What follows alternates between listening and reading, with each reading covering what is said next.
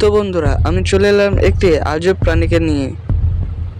প্রাণীটির নাম পেঙ্গুলিন। এটি এমন একটি প্রাণী যার শরীরের থেকে জিভ লম্বা।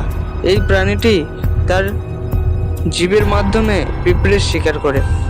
তার থেকে বড় কথা, প্রাণীটি দাঁত থাকে না। এরা খাবার হজম করার জন্য ছোট ছোট পাথর খায়।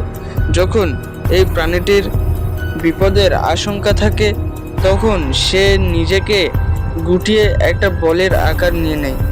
যেহেতু এদের উপরে খোলস এতটাই শক্ত যে কোনো প্রাণী যত শক্তিশালী হোক না কেন এর কিছু করতে পারবে না।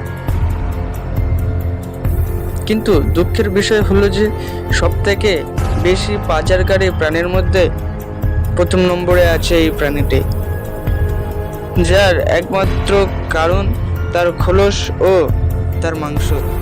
ভিডিওটা যদি ভালো লেগে থাকে তাহলে চ্যানেলটা সাবস্ক্রাইব করুন।